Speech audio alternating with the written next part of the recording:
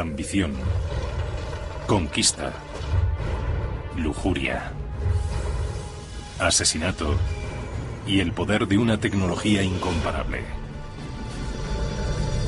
Estas fueron las bases de la fundación del Imperio Romano. Les movía una especie de ego cultural colectivo. Los colosales proyectos de construcción de Roma, coliseos, palacios, calzadas y acueductos extendidos por 3 continentes, fueron vehículo del poder y las promesas de la civilización más avanzada del mundo. Estas estructuras se convirtieron en símbolos de esa idea que era Roma. Pero aunque los romanos dominaran el paisaje con sus enormes proezas arquitectónicas, a la larga se verían impotentes para evitar su propia autodestrucción.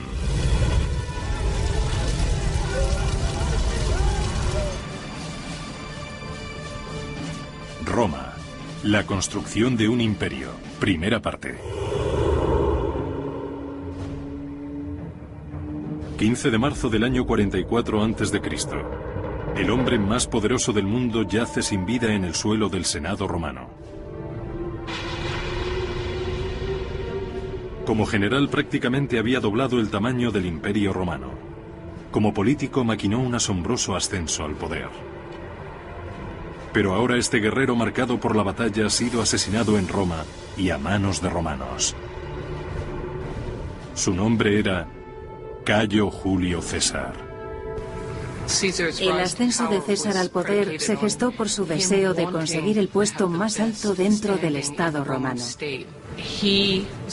Parecía querer acaparar demasiado poder para sí mismo.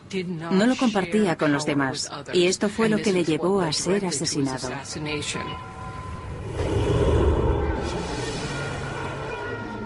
Unas décadas antes, el César general joven y ambicioso había reconocido que el camino hacia la gloria en Roma comenzaba en los campos de batalla, muy lejos de ella. Su afán por la conquista militar daría lugar a la construcción de una de las proezas de ingeniería más intimidantes de Roma.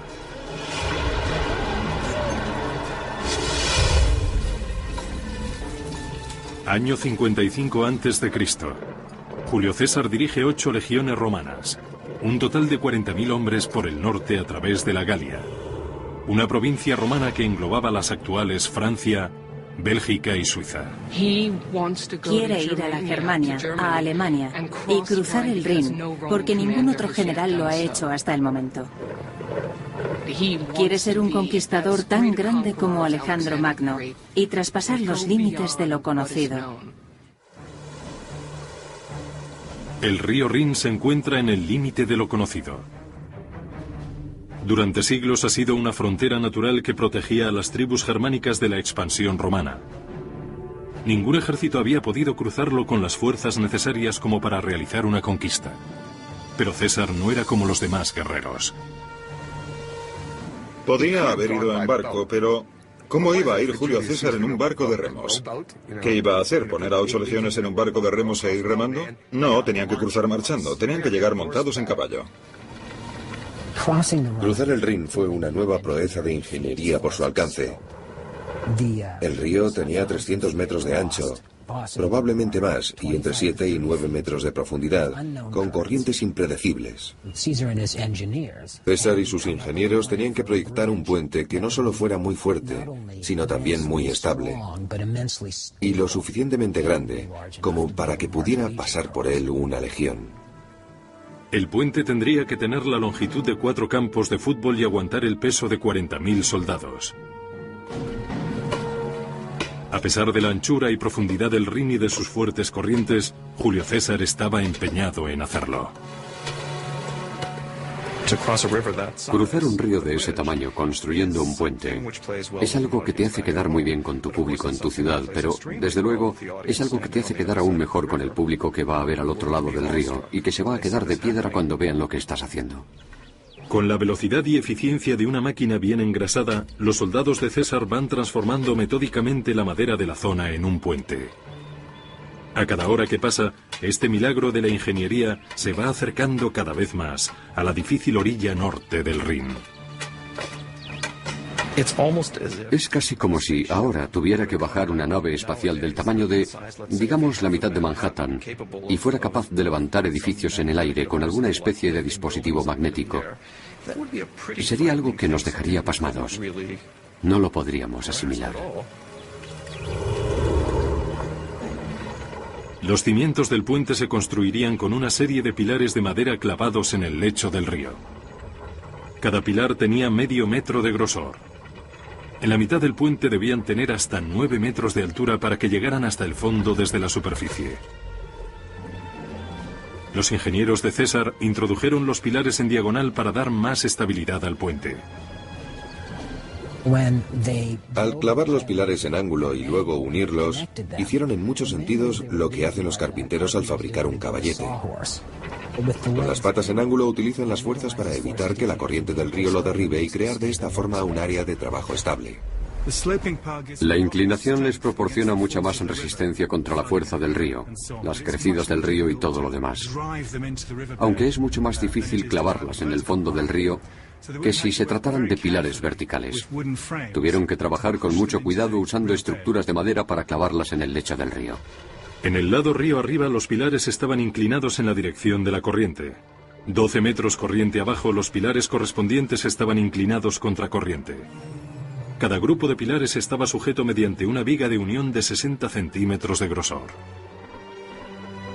Luego se colocaron trozos de madera de un lado a otro de las vigas y se terminó la superficie con haces de palos firmemente enrollados.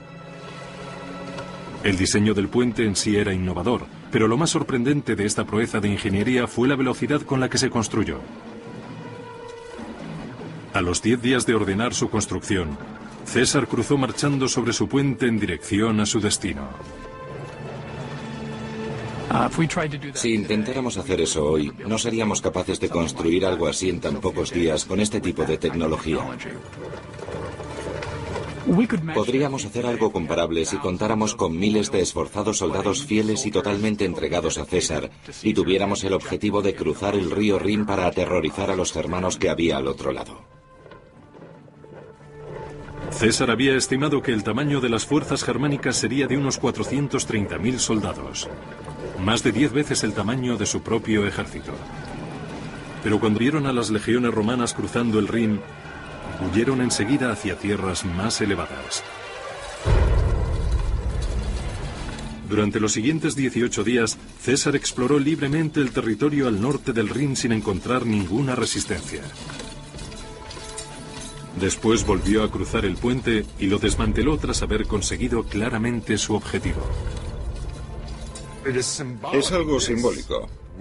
Que Roma pueda llegar a cualquier parte, que no hay nada que frene a Roma. Y aún hay más. Que Julio César pueda ir a cualquier parte. El puente de César fue una de las primeras señales de su gran ambición. Una década después, esa ambición le impulsaría hasta una posición de poder sin precedentes, aunque también sería la causa de su perdición. Cuando fue declarado primer dictador de por vida a la edad de 55 años, en 44 a.C., ya se empezaba a hablar sobre su asesinato en secreto por los pasillos del Senado romano. Algunas de las cosas que hace sugiere que le gustaría que le adoraran como a un dios. Su ambición traspasaba de tal manera los límites de lo que los mismos romanos y sobre todo los senadores pensaban que era aceptable, que acabó siendo asesinado. En vida, Julio César alteró para siempre el paisaje político de Roma. En su muerte encarnaría tanto el potencial como el peligro que encierra el poder absoluto. Cuando asesinaron a César, no había ninguna garantía de nada, excepto de que Roma podía acabar deshaciéndose completamente. El reinado de César fue un punto de inflexión en la historia política de Roma. Su conquista de la Galia amplió poderosamente el alcance de la influencia de Roma. Su consolidación del poder marcó la muerte de la República Romana dirigida por senadores y cónsules elegidos democráticamente, y el nacimiento de un imperio en el que emperadores tiránicos podrían gobernar con absoluta autoridad. Algunos usarían su poder para construir asombrosas maravillas arquitectónicas. La vanidad, Los excesos y la ignorancia de otros llevarían al imperio al borde de la destrucción. A pesar de todo, Roma se convertiría en la civilización más poderosa y tecnológicamente avanzada que haya visto el mundo.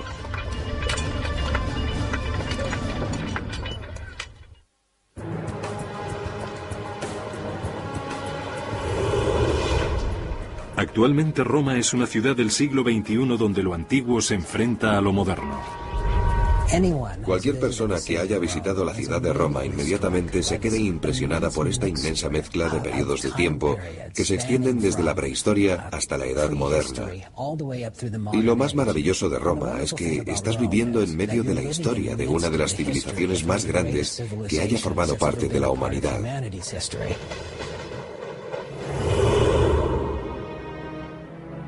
La leyenda romana dice que la ciudad fue fundada en el año 753 a.C.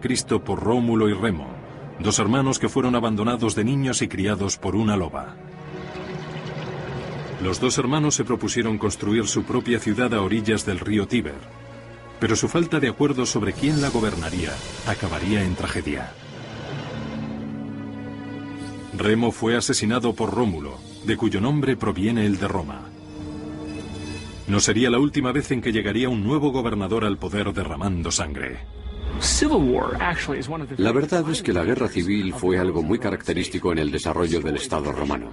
La historia y la tradición de Rómulo y Remo tiene su repercusión y se repite a lo largo de la historia de Roma. En un principio, Roma era uno de los innumerables pequeños reinos que buscaban el poder en Italia central. Pero a diferencia de muchos de sus vecinos que recelaban de forasteros, Roma era un refugio seguro para los extranjeros ambiciosos. Rómulo dijo: dado el hecho de que no tenemos nada de población, crearé un asilo. Crearé una zona libre para cualquiera, esclavos huidos, bandidos, piratas, quien sea, que vengan y participen en esta gran idea que es Roma. Esa fue una actitud muy especial. Por lo tanto, desde el principio, parece que los romanos eran muy abiertos. Esta apertura fomentó un intercambio libre de ideas, entre ellas teorías de ingeniería importadas de otras culturas. Al tomar prestada la tecnología de algunos vecinos como los etruscos, Roma expandió su poder a toda la región. Los romanos tenían una extraordinaria capacidad para aprovechar la tecnología del pasado y adaptarla a sus propios fines, refinándola y mejorándola. De los etruscos aprovecharon las tecnologías de construcción de calzadas, sistemas de movimientos de aguas, construcción de enormes y extraordinarias murallas y producción de cosas basadas en la tecnología etrusca. El primer gran éxito de ingeniería de la ciudad fue la Cloaca Máxima, un extenso sistema de alcantarillado que aún funciona hoy, 2500 años después de su construcción. La Cloaca Máxima recogía las aguas que corrían por las calles de Roma y las vertía en el río Tíber. Los ingenieros también utilizaron los conductos subterráneos del alcantarillado para drenar las tierras pantanosas entre los poblados situados en lo alto de las colinas de Roma. Allí construyeron el Foro, el antiguo distrito del centro de Roma.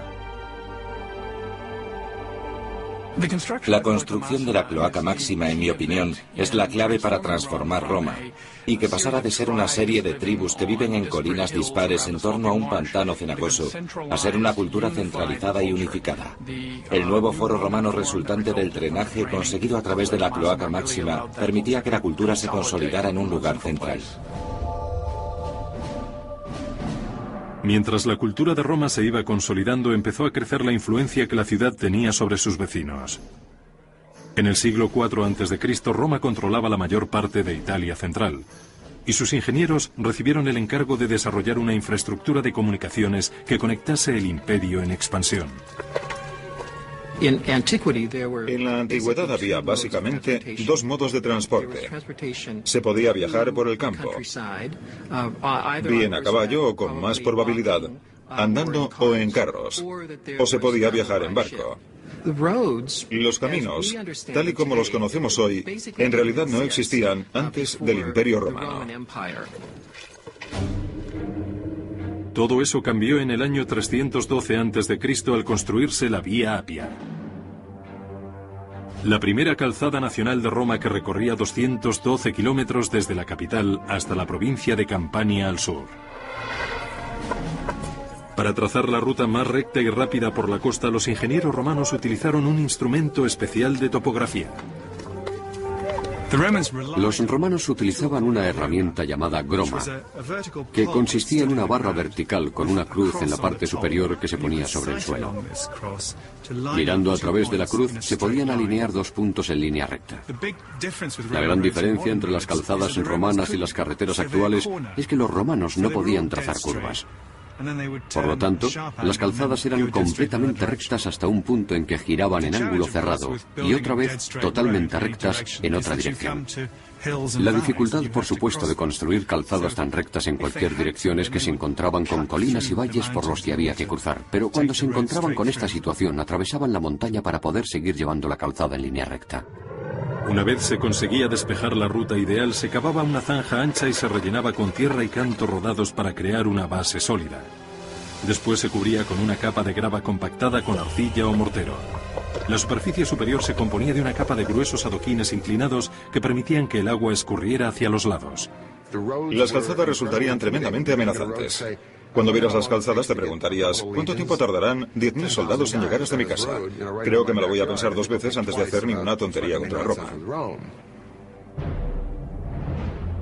En el momento del asesinato de Julio César en el año 44 a.C., Roma controlaba la mayor parte de Europa occidental y África del norte. Había derrotado a Cartago un siglo antes, lo que la convertía en la única superpotencia del mundo mediterráneo.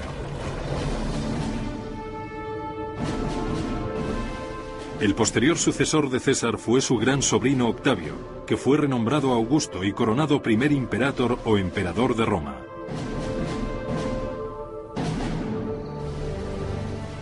Con Augusto, la red de calzada romana se expandió hasta alcanzar los rincones más remotos del imperio.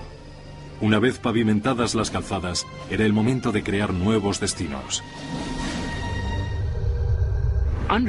En la época de Augusto empezaron a surgir por todas partes ciudades al estilo romano dotadas de un foro, un teatro, un anfiteatro, una basílica y todas las demás grandes características de la ciudad de Roma. Para los habitantes de las provincias recién conquistadas, las nuevas ciudades suponían un fuerte respaldo al estilo de vida romano. A estas nuevas ciudades, centros urbanos que eran símbolos de la civilización, de un nivel de vida más alto, donde había trabajos increíbles y dinero, acudían multitudes de personas al igual que hoy en busca de trabajo. Y con el tiempo, la gente de estas naciones conquistadas harían suyas estas ideas romanas. Creo que la ciudad romana en sí fue el instrumento más importante que tenían los romanos para fomentar la imagen de Roma. Y todas esas ciudades aún perviven. Londres, Bonn, París, son todas testimonio de la expansión de la cultura de Roma. Los ingenieros de Roma tenían un arma secreta que les permitía construir cosas más grandes, más fuertes y en menos tiempo que nadie. Un hormigón impermeable mezclado con una arena volcánica que se llamaba pozzolana. Al principio, el hormigón no era más que una simple cal, una mezcla de agua que, aunque se asentaba, no era muy fuerte. Y de hecho las partículas del primer hormigón se descomponían fácilmente.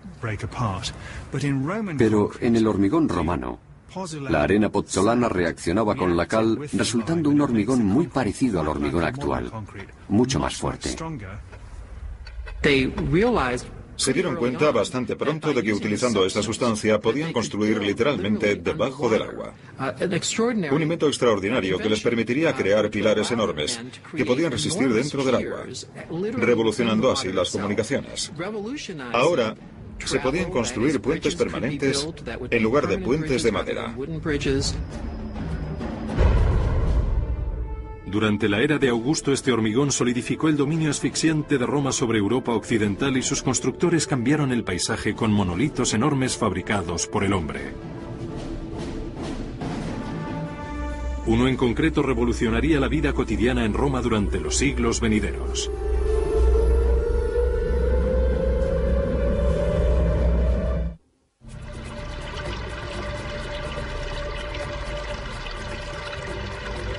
En el siglo I, Roma se había convertido en la única superpotencia de Europa. Pero al tiempo que expandían su imperio hacia el exterior, los romanos también estaban pendientes del interior y usaron sus conocimientos superiores de ingeniería para mejorar la calidad de vida dentro de las murallas de la capital. De todos los logros de ingeniería, ninguno cambió tanto la vida en Roma como el agua corriente. El sistema de distribución de las aguas en Roma supuso un salto espectacular respecto a todo lo que hubiera habido antes. En la capital, 11 acueductos llevaban un flujo continuo de agua fresca a sus ciudadanos. En total transportaban 750 millones de litros al día desde las montañas a kilómetros de distancia hasta la ciudad. Los acueductos revolucionaron la vida cotidiana de los ciudadanos romanos, pero no solo la de los jardines y las villas de los ricos o los palacios de los emperadores, sino la del ciudadano medio romano. Se disponía de tanta agua en la ciudad de Roma que con ella se podía abastecer a una enorme población. Los acueductos favorecieron el crecimiento de una nueva cultura urbana. Con el flujo constante de agua podían vivir en la capital hasta 1 millón de personas con toda comodidad e higiene. El agua de los acueductos es lo que limpia todo lo que ensucian los romanos y mantiene limpia la ciudad. Esa es otra razón por la que los romanos se creen que son superiores, porque son más limpios que los demás. Ningún emperador puede atribuirse el mérito por sí solo del éxito de los acueductos. Fueron construidos a lo largo de varios siglos. Pero sería el desfigurado y tartamudo emperador Claudio quien se podría decir que tuvo mayor influencia en la planificación del suministro de agua de Roma. Antes de llegar al poder, Claudio había sido el hazmerreír de la familia al que consideraban un inválido y procuraban evitar su aparición en público. Claudio era tartamudo. También se dice que tenía un poco de cojera y que no oía bien. Así que la verdad es que no sabían muy bien qué hacer con Claudio. A pesar de sus defectos, Claudio fue lo suficientemente astuto para hacerse con el poder cuando se le presentó una insólita oportunidad. En el año 41 la mayoría de la familia regente fue asesinada para vengar el sangriento régimen del sobrino de Claudio, Calígula. Pero a Claudio le respetaron la vida tras encontrarle escondido tras una cortina. Con su vida pendiente de un hilo se las arregló para sobornar a la guardia pretoriana de Roma y que le proclamaran emperador a él. Este soborno tan oportuno cambiaría el curso de la historia de Roma. Cuando se convirtió en el emperador, parece ser que gobernó bien en muchos sentidos, al menos según nuestro criterio. Está claro que no era ningún estúpido. Durante el reinado de Claudio, el imperio avanzó sorprendentemente en varios aspectos. En la frontera, sus legiones conquistaron la Britania, algo en lo que hasta Julio César había fracasado.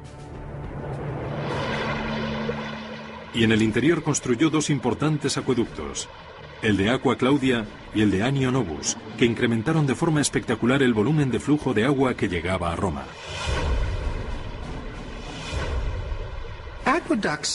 Los acueductos, en teoría, no son tan complicados.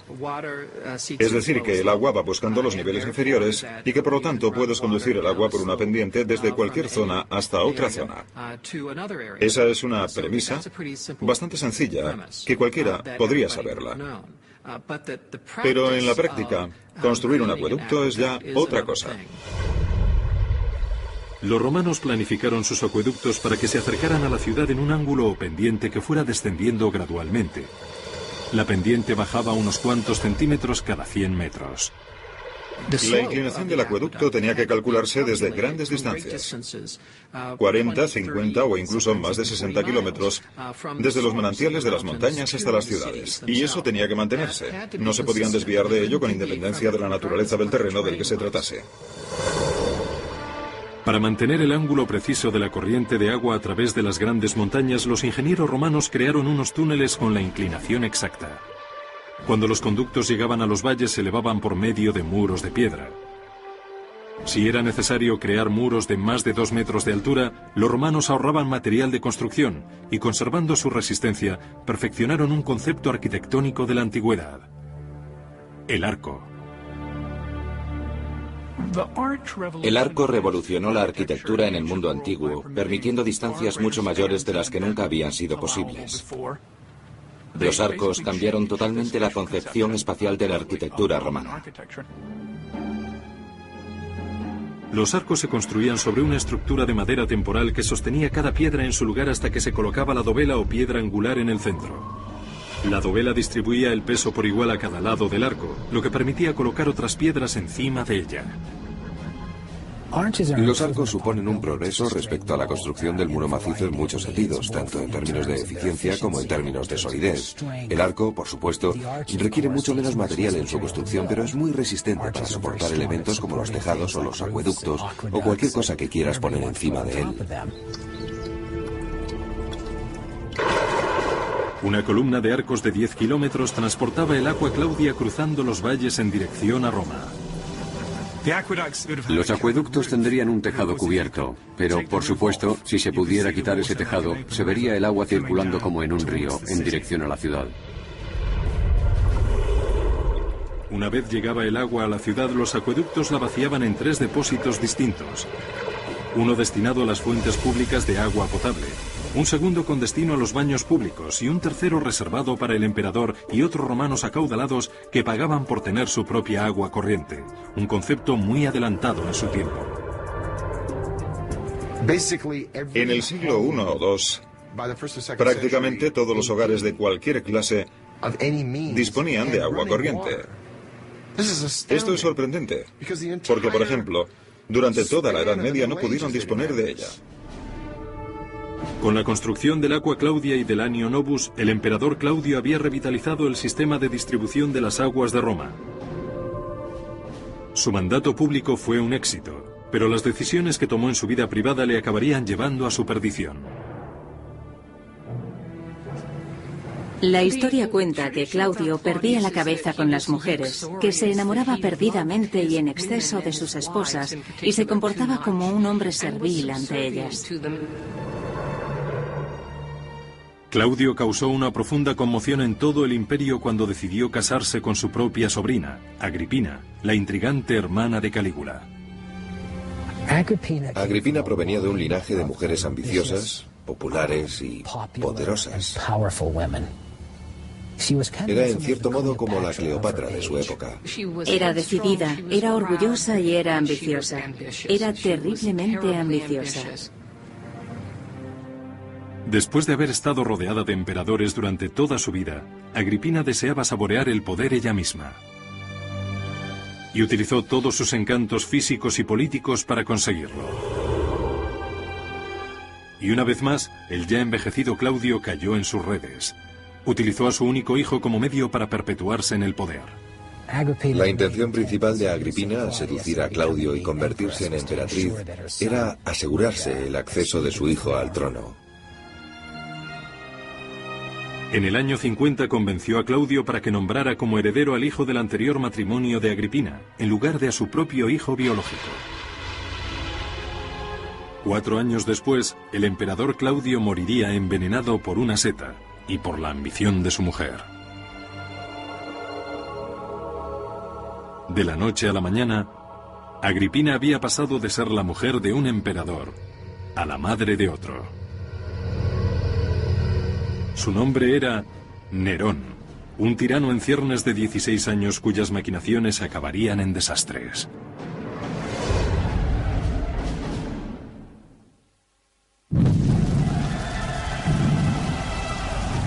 Año 64. Un pequeño incendio se propaga hasta provocar un infierno de una semana de duración que reduce a cenizas enormes franjas de Roma y deja a miles de personas sin hogar vagando por las calles. El incendio del año 64 fue uno de los fuegos más devastadores que haya vivido Roma. Se ha dicho que de las 14 regiones de Roma, al menos 10 se vieron afectadas. Algunas de ellas quedaron completamente destruidas. Debió morir un número enorme de personas en medio del pánico, asfixiadas por el humo o quemadas.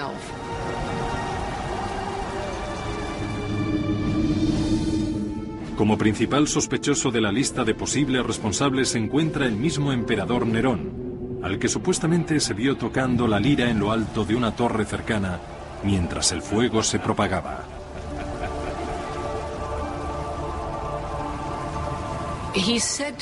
Se dice que contemplaba el fuego como si se tratara de un espectáculo y que fue a la torre de Mecenas y recitó la caída de Troya.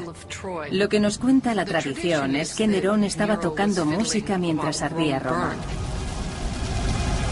Sus actos tras el incendio fueron igual de incriminatorios. Nerón confiscó una tercera parte de la ciudad arrasada por el fuego para pasarla a su propiedad privada. Con el terreno se dispuso a construir el monumento a la autocomplacencia más extravagante del imperio, un palacio que cubría unas 80 hectáreas del centro de Roma. Se empezó a correr el rumor de que había provocado el fuego intencionadamente para poder destruir la parte de la ciudad donde quería construir su palacio. Nerón responsabilizó del incendio a un nuevo grupo de culto religioso a los que llamaban cristianos, y mandó atar y quemar a cientos de ellos en las calles de Roma. Este fue el último de una serie de actos escalofriantes que evidenciaron el disfuncional legado de Nerón. Le sirvió la cabeza de una de sus ex-esposas a su nueva mujer como regalo a petición suya. Después la mataría a patadas cuando se encontraba embarazada en un ataque de cólera. Y la mayoría de las cosas por las que Nerón tiene tan mala fama llegaron después del acto más atroz que un ser humano pueda cometer: el asesinato de su propia madre. Agripina, que había organizado el ascenso al poder de Nerón matando a su marido Claudio, fue la mujer más déspota de la antigüedad. Ella esperaba compartir por igual el poder con su hijo. Agripina no podía aceptar un papel subordinado, ni con Claudio ni con su hijo. Y eso, al final, fue lo que acabó con ella. El afán de control que tenía Agripina fue enfureciendo poco a poco a Nerón. En el año 59, a los 21 años, 5 después de convertirse en emperador, mandó a sus guardias que mataran a su propia madre. Cuando estos se acercaban, Agripina ordenó a los guardias de forma simbólica que le clavaran la espada en el útero. Les dijo: clavádmela aquí primero, aquí engendré a Nerón. Muy dramático. Nerón se quedó atormentado durante el resto de su vida con las visiones del fantasma de su madre, que le empujaron aún más hacia la locura. Nerón, con el tiempo, va sintiéndose cada vez más solo, y al mismo tiempo, por la misma razón, también cada vez más paranoide y cada vez más cruel. Fue en medio de estos delirios cada vez más profundos cuando Nerón empezó a construir el palacio del placer más suntuoso del imperio, en tierras públicas y con dinero público.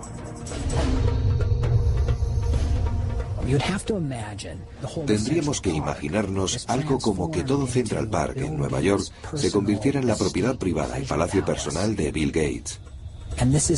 Era una zona en el corazón de la ciudad donde tenían sus casas las personas, algunas de ellas ricas, que pertenecían a la ciudad. Fue algo escandaloso. Nerón exprimió a las provincias hasta dejarlas secas para conseguir los fondos necesarios. Incluso en Roma exigió dinero a los ricos. Tenían que legarle sus propiedades y luego los asesinaban. Debió ser una época y un lugar terrible para los que les tocó vivirlo. El hogar dorado de Nerón se construyó probablemente con el sufrimiento y el sudor de la mano de obra esclava. En la antigua Roma la esclavitud era una práctica común y aceptable. 1 de cada 3 personas que vivían en la ciudad eran esclavas. Los logros de Roma serían impensables sin la mano de obra esclava. La mano de obra esclava era, en parte, lo que generaba los beneficios necesarios para mantener y expandir el imperio. No hay duda de que la mano de obra esclava fue también muy importante para la construcción de estos grandes proyectos que de verdad definieron la esencia de la Roma imperial. El nuevo palacio de Nerón reflejaría su concepto divino de sí mismo. Estaba diseñado como si fuera una gran villa junto al mar, pero en el corazón de la ciudad. Viñedos, jardines y pastos para animales salvajes cubrirían lo que una vez habían sido cruces de caminos en el centro de Roma. En medio del recinto se construiría un lago y un pabellón con pasadizos cubiertos de más de 1,5 kilómetros de longitud. Una de las alas de ese pabellón de 150 habitaciones aún sigue en pie actualmente enterrada bajo la Roma moderna. Su interior hundido nos muestra la maestría de los romanos en otra de sus innovaciones. El techo abovedado. Una bóveda no es ni más ni menos que un arco que ha sido ampliado a lo largo de su eje. Cuando ya has construido una vez esa estructura y tienes un arco, mueves la estructura y repites la operación, y así tienes una amplia bóveda, una forma muy eficiente de construcción de los romanos. Cuando se terminó el Domus Aurea en solo 4 años, el emperador Nerón exclamó: «Por fin puedo empezar a vivir en una casa digna de un ser humano».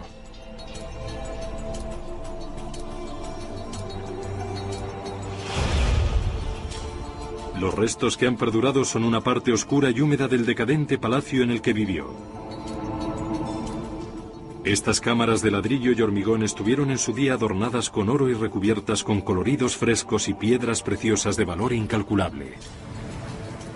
En el techo había incrustadas piedras preciosas y semipreciosas. Allí había lapislázulis, cristal de roca, cristal rosa, que habían puesto allí simplemente para captar la luz.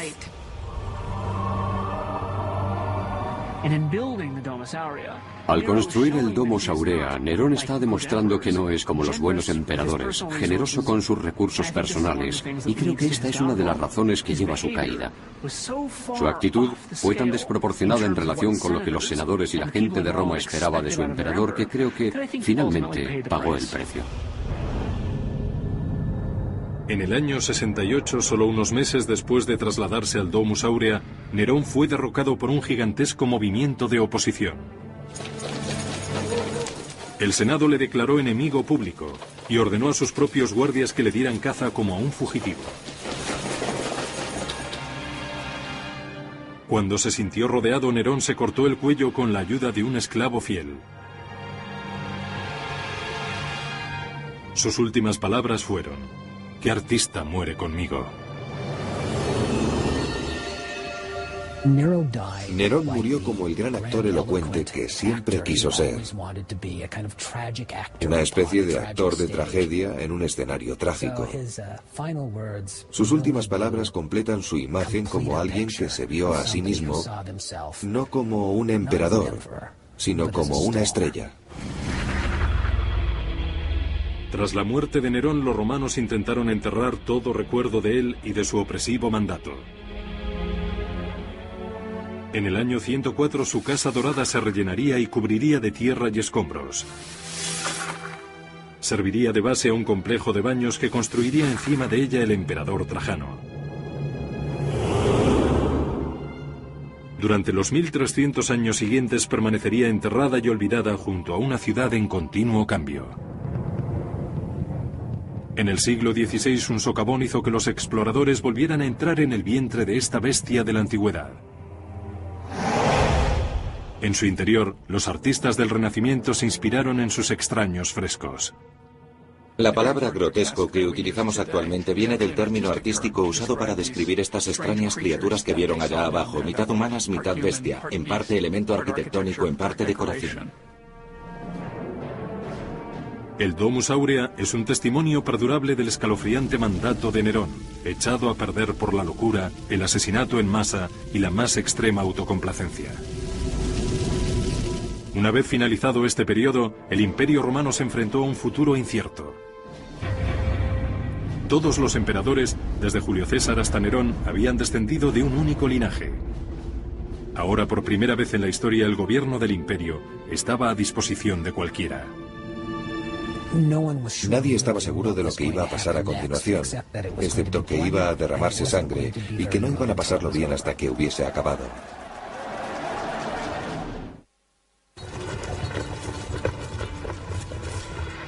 Año 69. El emperador Nerón yace muerto tras haberse quitado él mismo la vida. Por primera vez desde el asesinato de Julio César, Roma se queda sin un heredero al trono.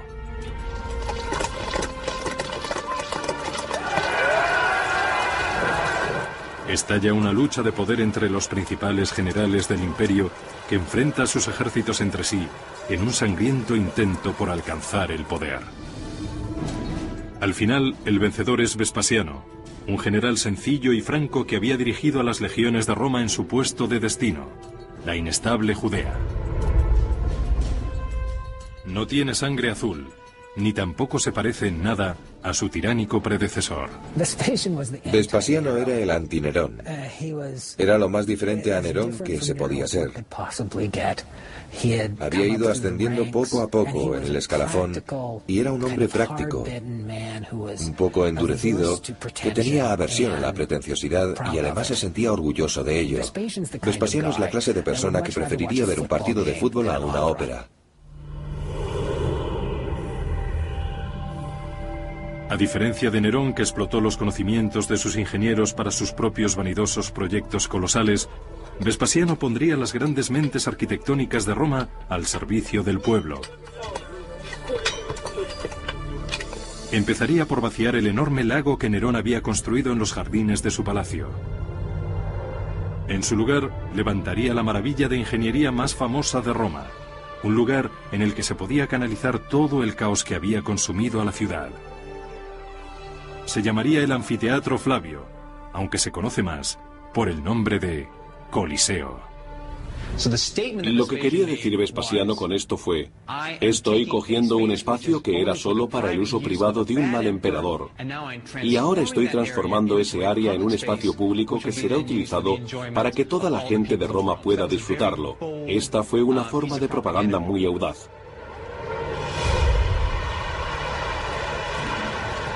Los gladiadores llevaban siglos derramando sangre para divertir al público, pero la gente de Roma tenía hambre de espectáculos más grandes y atrevidos. El Coliseo proporcionaría a los gladiadores un moderno y permanente escenario de lucha y los juegos alcanzarían un nivel de carnicerías nunca visto en la historia del imperio. Este era el lugar, el escenario más importante. Aquí llegaba la diversión. Todo, desde animales de los rincones más remotos del mundo conocido hasta prisioneros de tierras lejanas, estaban allí a tu alcance para verlos desde tu asiento de palco en el centro de la ciudad. La construcción del Coliseo comenzó en el año 72. Fue financiada con la venta de las valiosas reliquias obtenidas de los templos judíos durante el saqueo de Vespasiano a Jerusalén.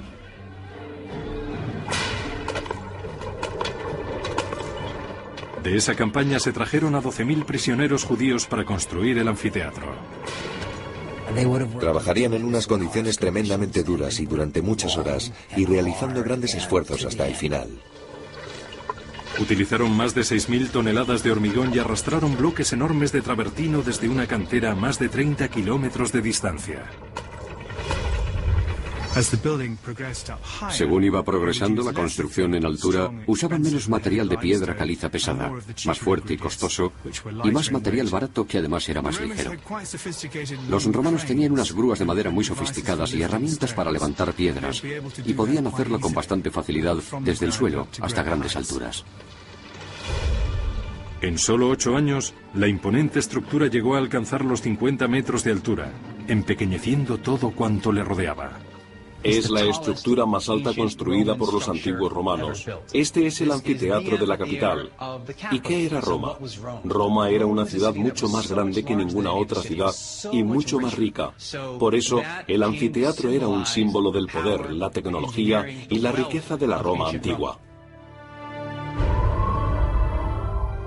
Los anfiteatros se construyeron con una estructura sorprendentemente sencilla, uniendo dos teatros griegos hasta formar un teatro de 360 grados en círculo.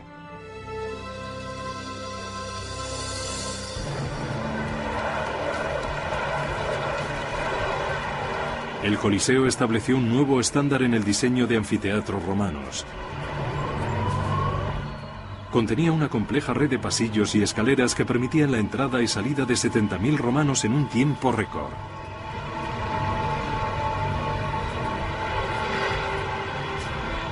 Al igual que en los estadios actuales, todos los espectadores que entraban en el Coliseo tenían un billete con el número correspondiente a una de las puertas de entrada. El complejo fue diseñado no solo para controlar al público, sino para que se sintiera cómodo.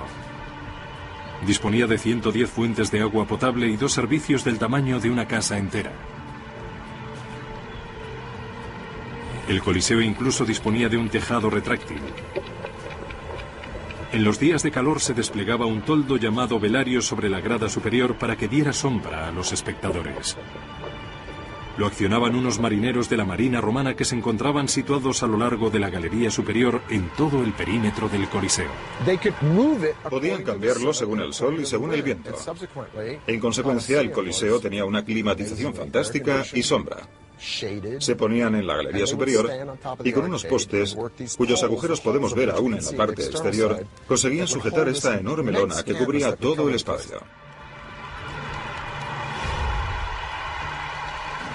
El Coliseo fue terminado en el año 80, pero Vespasiano no viviría para ver la gran apertura de su más grande monumento. Murió de causas naturales el año anterior. Su hijo y sucesor, Tito, dirigió la celebración inaugural. Los romanos acudieron durante 100 días seguidos llenando el Coliseo para empaparse de todo tipo de matanzas imaginables. En un solo día se sacrificaba a 5.000 animales y quedaban miles de cadáveres de gladiadores y prisioneros. Fuera de este anfiteatro solo se habían visto carnicerías semejantes en las guerras, aunque en su interior era pura diversión. Se pasaban el día entero. Por la mañana veían a hombres matando o siendo matados por animales.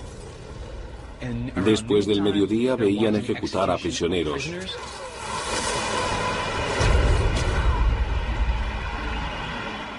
Y finalmente por las tardes el acontecimiento principal, el equivalente a la hora de máxima audiencia de la televisión, dejaban lo mejor para el final, los gladiadores, hombres contra hombres. Las luchas de gladiadores eran la gran atracción del Coliseo, pero no siempre eran el acontecimiento principal. Varios escritores antiguos describen batallas navales recreadas en directo, en el mismo coso, con barcos de guerra y en agua. Habría sido totalmente posible que desviaran agua de uno de los acueductos y la llevaran al Coliseo con el fin de inundar el coso de agua hasta una pequeña profundidad. Tenemos evidencias a través de estudios recientes del Coliseo que revelan que había muchos canales de agua para inundar la infraestructura del Coliseo. Por lo tanto, sí, fue posible y sí lo hicieron. Cristiano Ranieri es el primer arqueólogo moderno que explora el laberinto de canales de agua que había bajo el Coliseo. Él cree haber encontrado pruebas concluyentes de un sistema de cañerías que se utilizaba para inundar el coso con el fin de celebrar batallas navales. Bajo el suelo del Coliseo hemos encontrado algunos túneles muy antiguos, incluso más antiguos que el Coliseo, que datan de la época de Nerón, por lo tanto contemporáneos al Domus Aurea.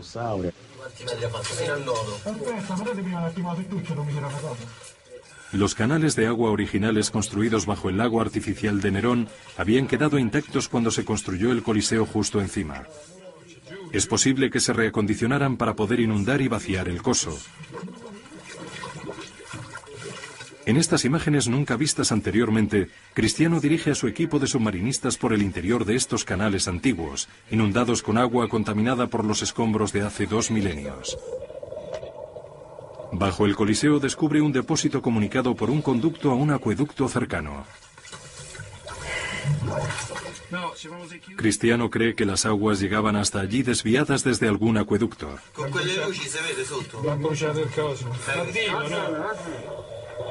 También encuentra indicios de las tuberías de drenaje que estaban conectadas al sistema de alcantarillado de la ciudad y que se utilizarían para vaciar el agua del coso en el río Tíber. Era todo un sistema de cañerías. En algunas ocasiones los túneles se utilizaban para inundar el coso del Coliseo para crear escenas de batallas navales. Las batallas navales del Coliseo fueron un asombroso triunfo de la ingeniería, pero resultaron ser una moda fugaz en el anfiteatro más famoso del mundo. En menos de una década se abandonaron estas inundaciones para acometer una renovación que revolucionaría los Juegos. Una nueva infraestructura bajo el suelo llamada hipogeo.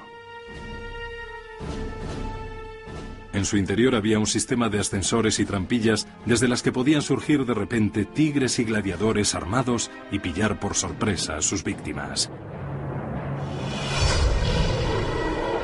Aunque el verdadero espectáculo se producía aquí en el coso, la espina dorsal, el sistema central y verdadero soporte del Coliseo estaba ahí abajo, en el hipogeo. Allí había fosos de leones, jaulas con animales salvajes a los que azuzaban,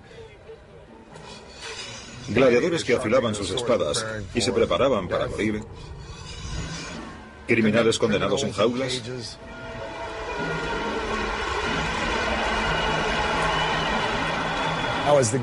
Cuando comenzaban los juegos, se abría una trampilla en el coso y mediante un sistema de poleas, un ascensor ascendía para llevar otro león o una pantera hasta el coso. Al abrirse la trampilla recibíamos un baño de luz y oíamos los gritos de la muchedumbre disfrutando de los juegos. Entonces se volvería a cerrar la trampilla para dejarnos ahí contemplando nuestra propia muerte entre gritos, lamentaciones y el hedor a sangre, bestias y hombres.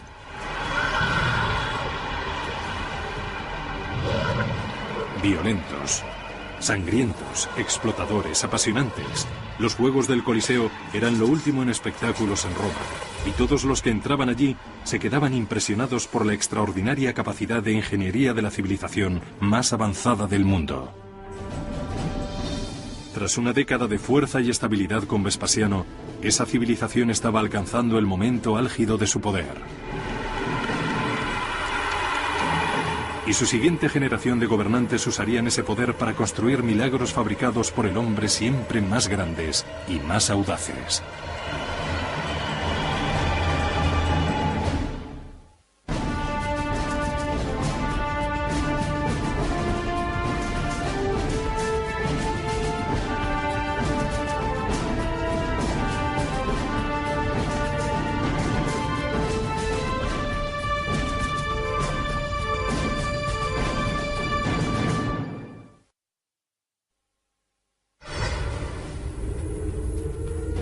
Ambición, conquista, lujuria, asesinato y el poder de una tecnología incomparable.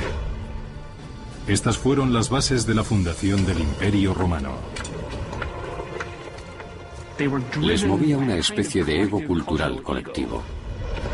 Los colosales proyectos de construcción de Roma, coliseos, palacios, calzadas y acueductos, extendidos por 3 continentes, fueron vehículo del poder y las promesas de la civilización más avanzada del mundo.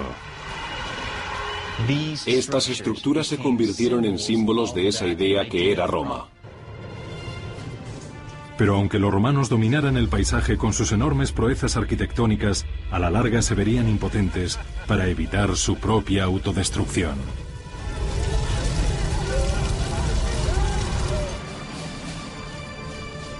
Roma, la construcción de un imperio, segunda parte. Al final del siglo I, el Imperio Romano se extendía desde Inglaterra a Egipto y desde Portugal a Persia. Hasta 50 millones de personas de todo tipo de razas e idiomas eran fieles súbditos de un emperador. Ese emperador fue siempre italiano hasta el año 98, en el que un extranjero tomó el control del poder. Su nombre era Trajano, un ambicioso guerrero de la provincia de España cuyos triunfos en el campo de batalla habían captado la atención del achacoso emperador Nerva. Al carecer de descendencia, Nerva adoptó a Trajano como hijo y heredero. Se amplió la idea de lo que significaba ser romano y de quién podía ayudar al Estado y de quién podía participar en el Estado. Trajano es muy buen ejemplo. Trajano es el primero de una serie de emperadores que provenían de fuera de Italia. Cuando murió Nerva, Trajano heredó el mundo romano. Inmediatamente se dispuso a demostrar su lealtad a los ciudadanos de la capital. Sabía que la mejor forma de hacerlo era apelando a su firme sentido de supremacía. Los romanos pensaban a lo grande. El tamaño de su imperio, el tamaño de sus edificios y las ambiciones de sus líderes son algunas de las cosas que definen lo que significaba ser romano. Les movía una especie de ego cultural colectivo. Trajano inició una gran campaña de edificación que empezaría por la infraestructura del imperio. Hizo reparaciones urgentes y necesarias en calzadas, puertos y edificios públicos. Encargó construir uno de los últimos grandes acueductos y edificó los nuevos baños públicos sobre los cimientos de la desmoronada Casa Dorada de Nerón. Todos estos proyectos requerían una gran cantidad de dinero. Y para además completar sus propios planes, iba a tener que conseguir muchos más fondos. Esto, para los romanos, significaba tener que realizar conquistas. En su tercer año como emperador, Trajano emprendió una ofensiva militar para recaudar fondos que se emplearían en la construcción de más monumentos grandiosos. Se propuso conquistar la Dacia, una esquiva región situada en las actuales Rumanía y Hungría que habían conseguido rechazar a los romanos durante varios siglos. Tras años de duros combates, los dacios se rindieron en el año 107. El emperador conquistador saqueó cientos de toneladas de oro y de plata de su nueva provincia.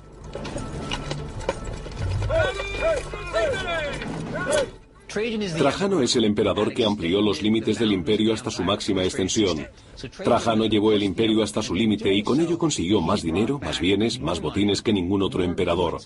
Eso significaba que iba a tener mucho dinero a su disposición.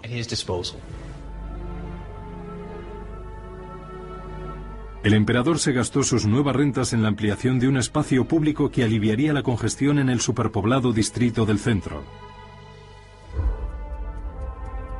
Desde el comienzo de la República, el antiguo Foro Romano había sido el centro del gobierno, el comercio y la cultura. Allí, junto a tribunales de justicia y bibliotecas, se elevaban templos a los dioses como Saturno y Vesta. Pero cuando Roma creció hasta convertirse en la capital del mundo, el desarrollo de la ciudad empezó a expandirse fuera de sus límites. El foro era una parte esencial de la vida romana, pero el éxito de la ciudad y la presión de la población era tal que tenían que seguir construyendo continuamente nuevas direcciones. Cada emperador tuvo que construir en su momento una nueva parte del foro para su gente. En la época de Trajano, Roma era una metrópolis densamente poblada de 1 millón de personas y que seguía creciendo. Por este motivo encargó realizar un nuevo foro, más grande que todos los de sus predecesores juntos. Trajano no es que tuviera tanto dinero, pero los ingenieros, los albañiles que ponían el hormigón y todas esas personas estaban en su mejor momento. Podían conseguir hacer cosas mejores y en menos tiempo que en ninguna otra época. El hombre al que encargaron el diseño del foro de Trajano era otro extranjero, Apolodoro de Damasco. Apolodoro era un arquitecto griego que había diseñado puentes militares para Trajano durante sus batallas con Dacia. Durante aquella guerra había demostrado ser un genio de la arquitectura. Ahora Apolodoro se enfrentaba a un nuevo reto: la falta de espacio donde ubicar las grandes ideas de Trajano. Por supuesto, igual que en el actual urbanismo, la ubicación de los edificios es algo crucial. Por lo tanto, si un emperador quería construir una estructura en una determinada ubicación y tenían que arrasar ese lugar, pues tendrían que hacer exactamente eso. Para poder crear un terreno nivelado donde construir en el centro de Roma, Apolodoro ordenó a sus constructores que excavaran una gran parte de la colina quirinal adyacente al antiguo foro. Es una época anterior en miles de años a la dinamita. Los romanos tuvieron que realizar estas grandes hazañas moldeando el paisaje y moviendo los terrenos a base de mano de obra, con la fuerza de decenas de miles de esclavos trabajando a todas horas con picos y palas. Imagínense un ejército de hormigas transportando un trozo de pan. No lo llevarían todo a la vez, sino que lo descompondrían en trozos pequeños y se lo irían llevando poco a poco. Un ejército de esclavos romanos fue arrancando poco a poco toda una colina de roca de 38 metros de altitud y dejando una superficie de 55.000 metros cuadrados de terreno de primera clase en el corazón de Roma.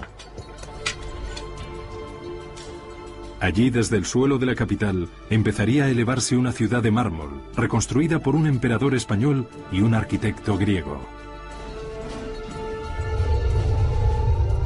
El producto final se vería en el año 112. El Foro de Trajano fue una magnífica red de mármol de bibliotecas griegas y latinas, estatuas colosales, una enorme piazza central y una basílica de 2 plantas donde se hacían las leyes y procesaban las demandas.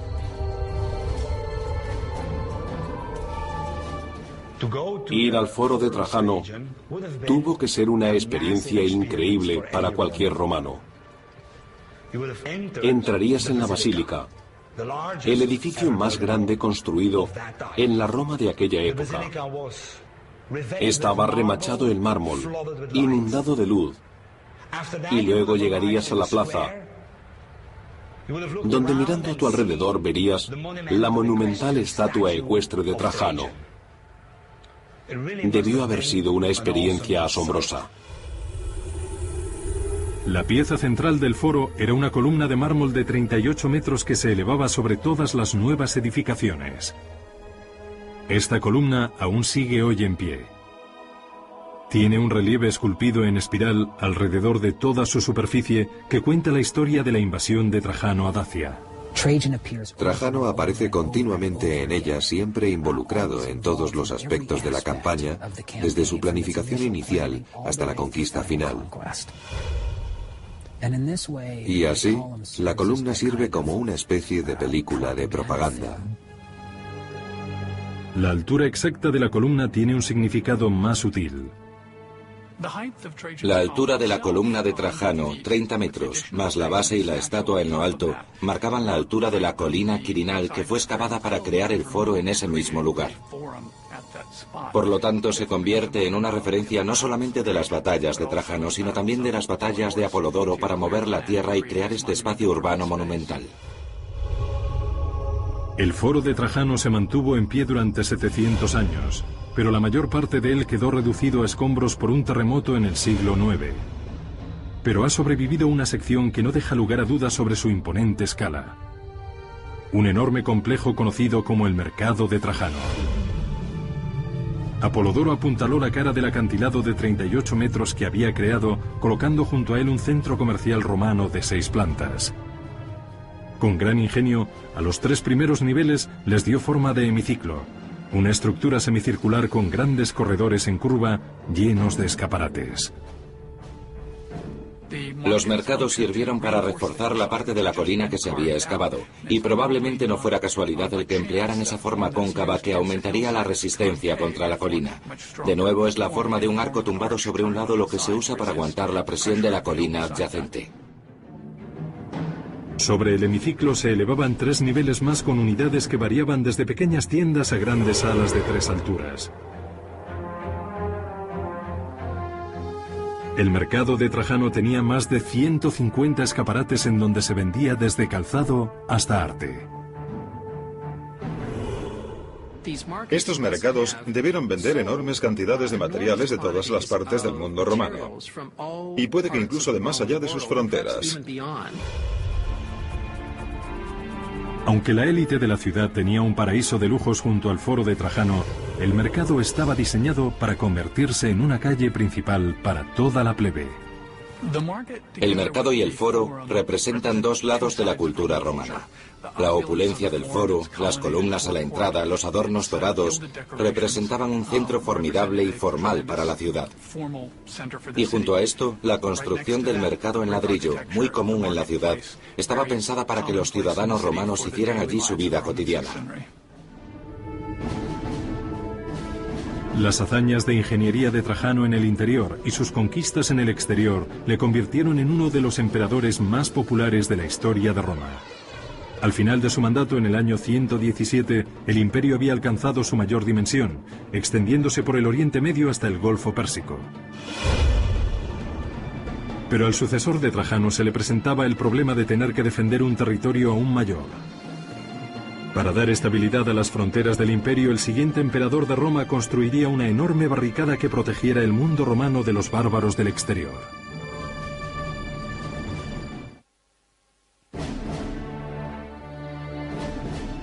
En el momento de su muerte, en el año 117, el emperador Trajano había llevado el imperio romano hasta su cota más alta, tanto en riqueza como en territorio. Pero enseguida empezarían a verse los inconvenientes de un dominio tan amplio. Trajano no tuvo hijos biológicos, por lo que a su muerte el imperio pasó a su hijo adoptivo, Adriano.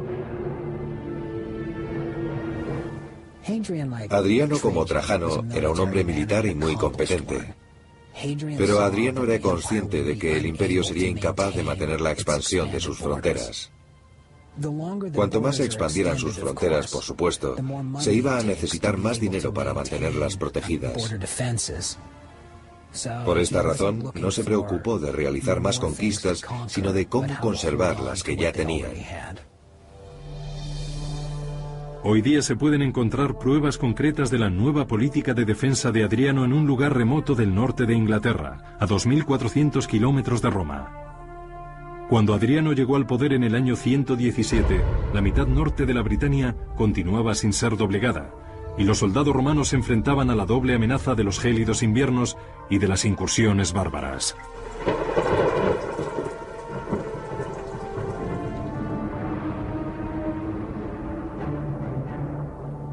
Por ello, en el año 122, Adriano realizó una visita personal a la línea del frente. El emperador enseguida sacó la conclusión de que la única forma de domar Britania sería haciendo lo propio antes con sus propios soldados. Los romanos siempre habían creído que aquellos hombres que estuvieran sirviendo al Estado romano había que hacerles trabajar. Si estos soldados romanos no tenían disciplina, pensaban que iban a empezar a perder el tiempo y a dedicarse al juego y no a hacer lo que debían.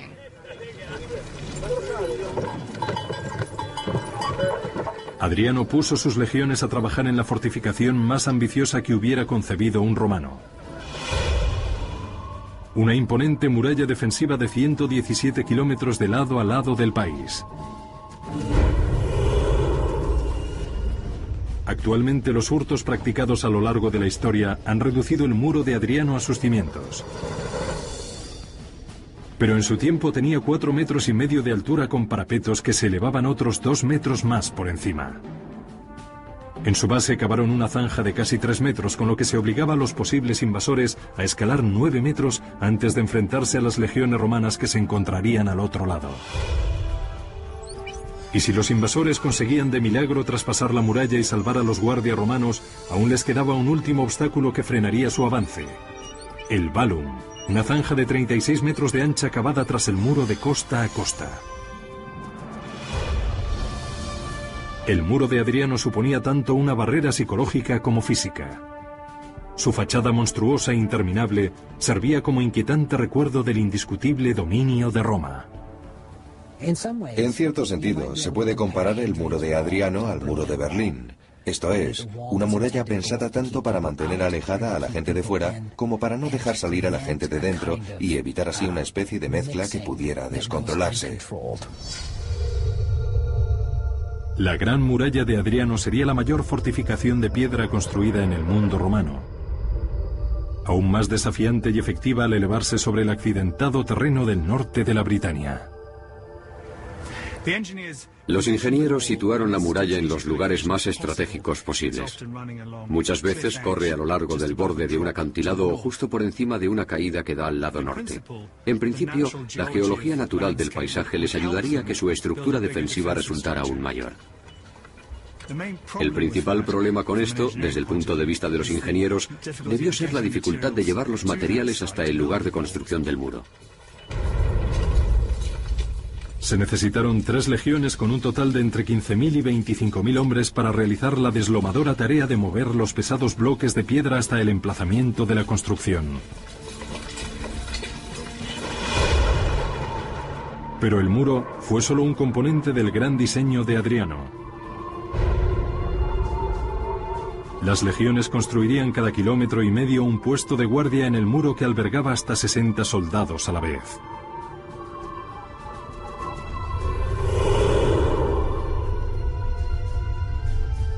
Entre cada puesto había 2 torres de vigilancia más pequeñas con centinelas que observarían desde allí la zona fronteriza.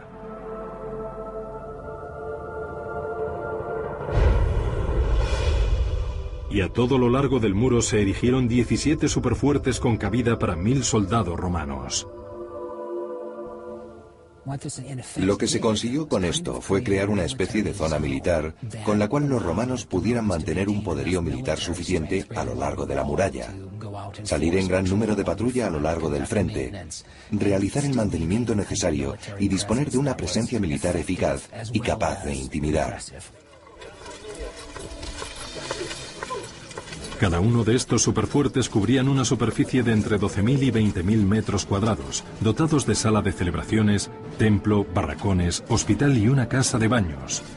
Todo lo necesario para mantener a un ejército.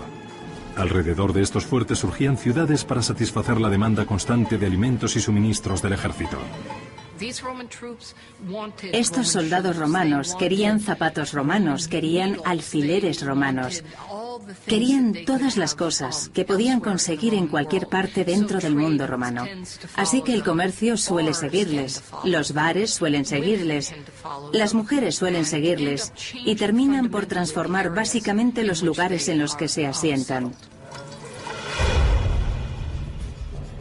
En solo 5 años se había completado la enorme barrera de Adriano de lado a lado en Britania.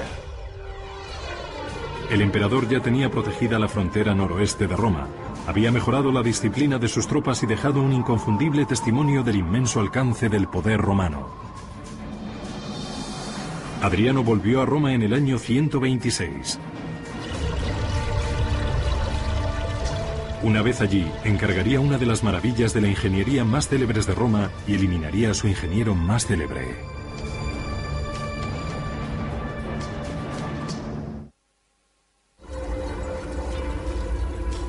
En el año 126, el emperador Adriano volvió a Roma tras un viaje de inspección militar de 5 años de duración en la frontera romana.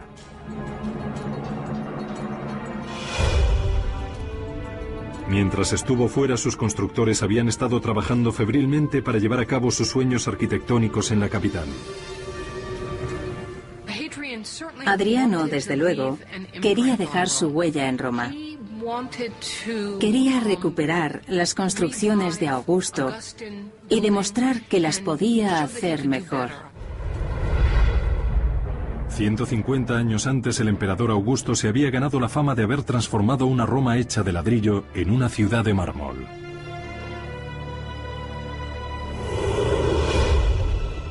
Adriano quería que su legado arquitectónico fuera igual de memorable.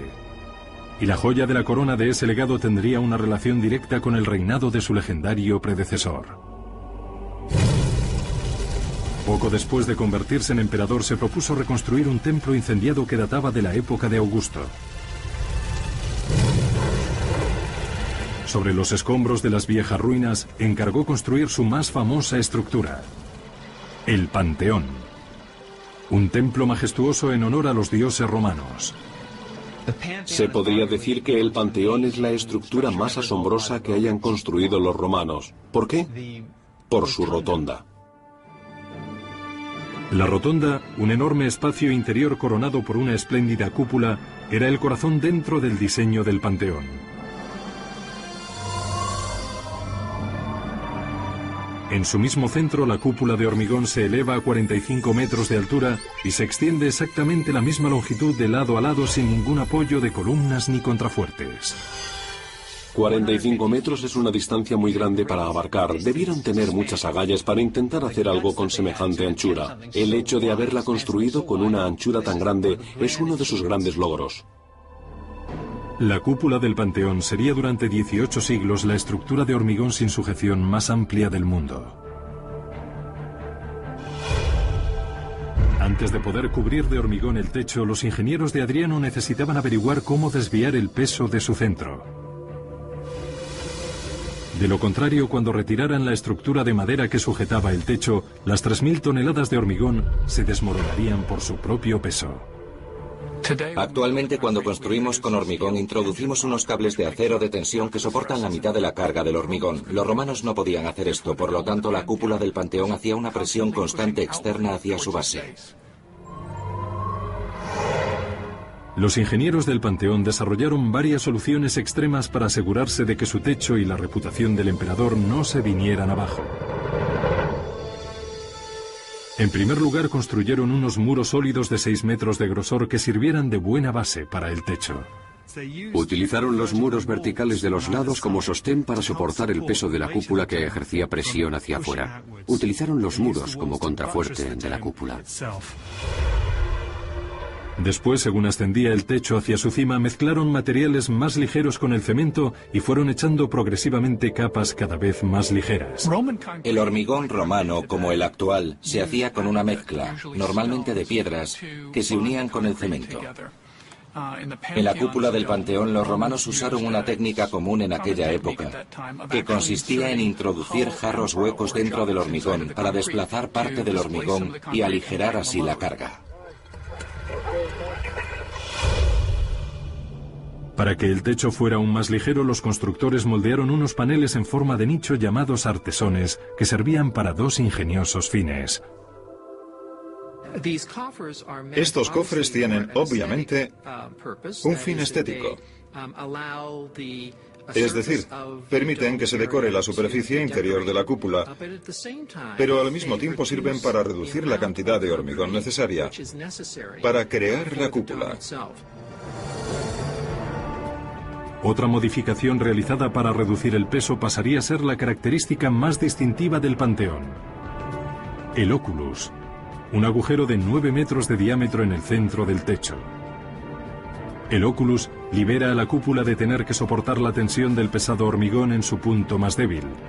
Además, ilumina el interior como el sol a la tierra. Imagínense que estuvieran en la antigüedad y nunca hubieran entrado en un espacio semejante, porque nunca se había construido un espacio interior así. Y sintieran el aspecto religioso de esta construcción, puesto que se había levantado en honor de todos los dioses. Los ingenieros del Panteón se esforzaron por conseguir la perfección, y casi la consiguieron. Solo hay un misterioso error en el diseño que aún sigue desconcertando a todos hoy día. El pórtico frontal del Panteón, con la columnata de acceso al interior, es aproximadamente 3 metros más corto y no conecta con la rotonda en el punto donde debería.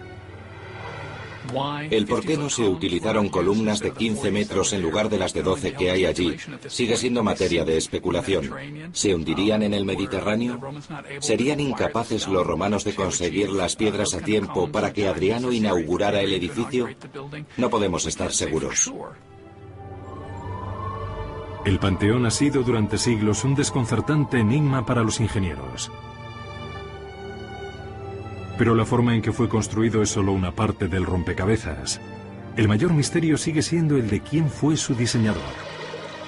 No queda ningún documento en el que se revele la identidad del arquitecto, aunque se especula con que pudo ser el mismo emperador Adriano. Era un hombre muy versátil. Pintaba, escribía poesía y le encantaba la arquitectura.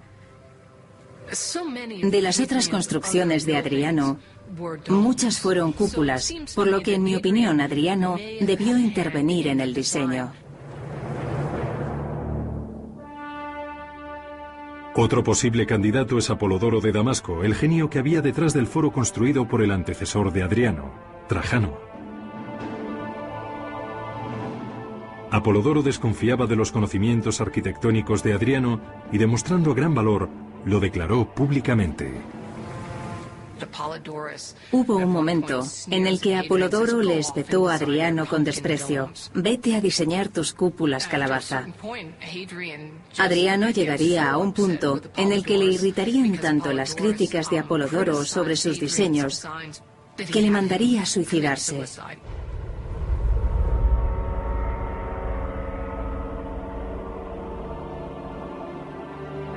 En el año 138, 8 años después de ordenar la muerte del mayor arquitecto que haya tenido Roma, Adriano murió de causas naturales a la edad de 62 años. Las 2 décadas que estuvo en el poder fueron uno de los periodos más prolíficos de construcción en la historia de Roma. En el momento de su muerte, había puertos, templos, puentes y basílicas con su nombre en cada rincón del imperio.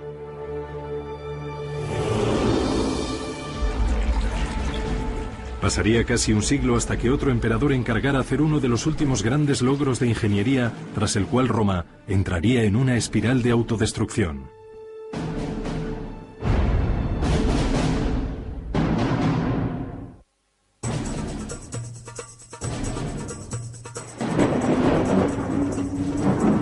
En las décadas siguientes a la muerte de Adriano, el Imperio Romano siguió siendo la fuerza dominante en Europa, el norte de África y Oriente Medio.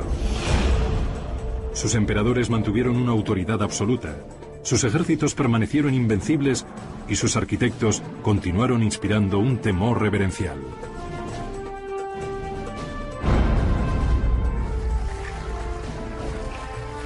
Su mayor logro, un gigantesco complejo de baños romanos, fue encargado en el año 212 por un emperador intrigante y corrupto llamado Caracalla, que llegó al poder a la vieja usanza, mediante el asesinato. El difunto padre de Caracalla, el emperador Séptimo Severo, hubiera querido que sus 2 hijos gobernaran juntos el Imperio Romano. Pero Caracalla y su hermano Geta se odiaban. Tras la muerte de su padre, era solo cuestión de tiempo el que uno acabara con el otro. Y Caracalla se le anticipó.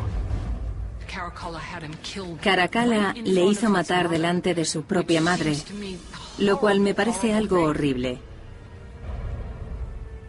Geta fue borrado de la memoria.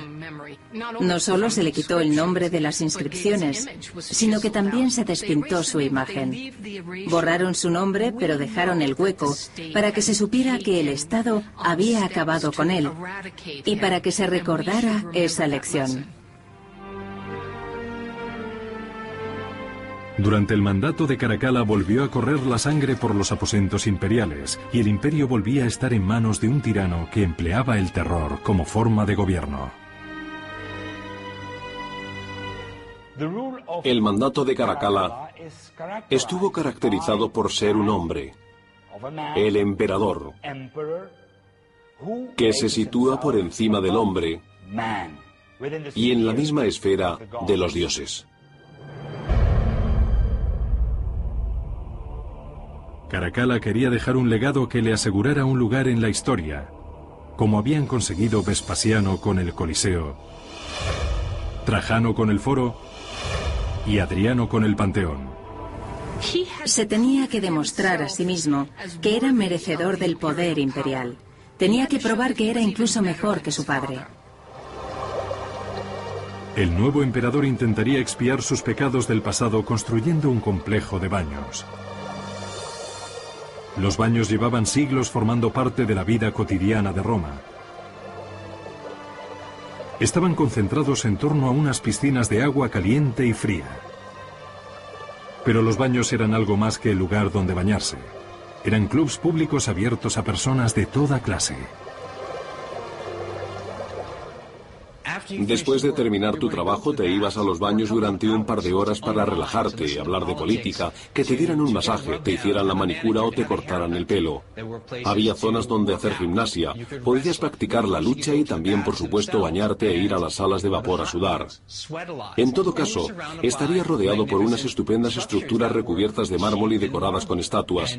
Y esto lo podía disfrutar cualquier persona. No estaban hechas para los ricos, sino para el ciudadano medio romano.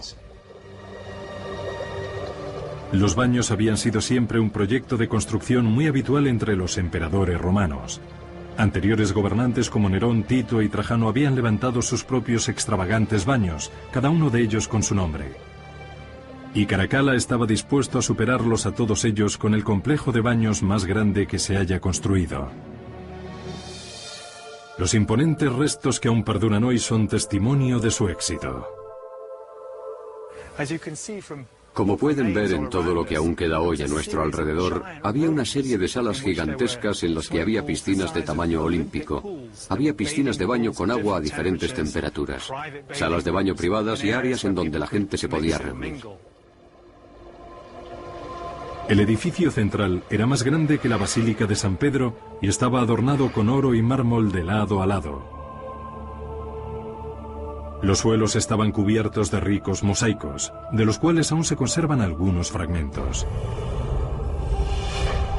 En torno al edificio principal había espacios abiertos para pruebas de atletismo, y en el perímetro, bibliotecas, tiendas, restaurantes e incluso burdeles.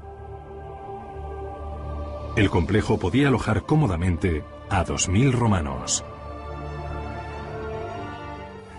Esta pequeña ciudad estaría repleta de gente todos los días.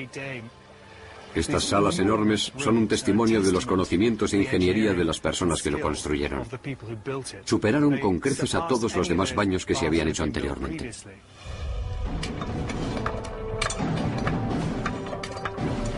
Los trabajadores de Caracalla tuvieron que esforzarse al máximo para terminar los baños rápidamente. Para construir unas instalaciones de baños tan grandiosas en solo 5 años, debió haber entre 5 y 10.000 personas trabajando a diario durante los 5 años seguidos.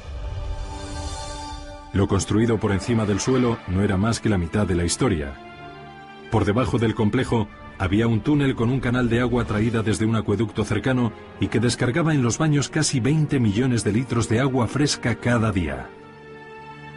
La destinada a las piscinas de agua caliente se desviaba previamente hacia los 50 hornos de leña que había construidos directamente bajo el suelo.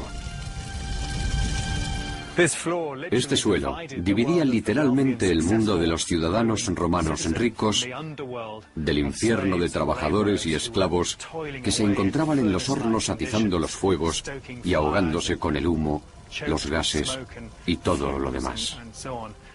Aquí arriba, en estas cámaras tan elegantemente decoradas con mármoles y mosaicos y techos de azulejos, se debía estar como en un paraíso. Los baños de Caracalla abrieron en el año 216. Fueron uno de los últimos grandes logros de ingeniería de Roma que combinaba todos los conocimientos que los romanos habían perfeccionado a lo largo de los siglos.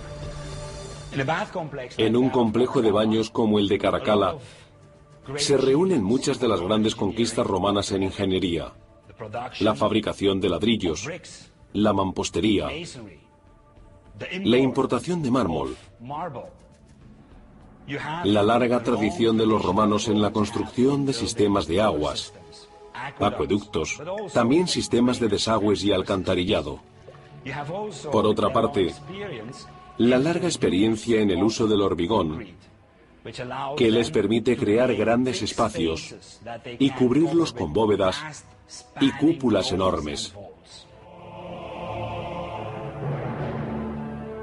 Los baños de Caracalla fueron un éxito asombroso, pero no se puede decir lo mismo de su mandato.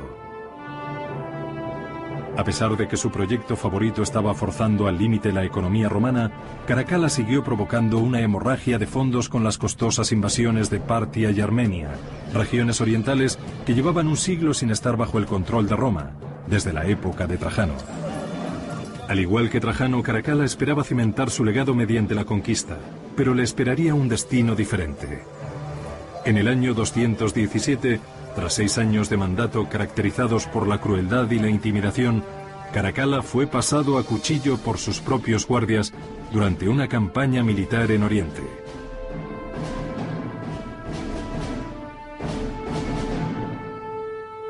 Ese mismo año, un devastador incendio dejó en el esqueleto al Coliseo, el alma de la capital.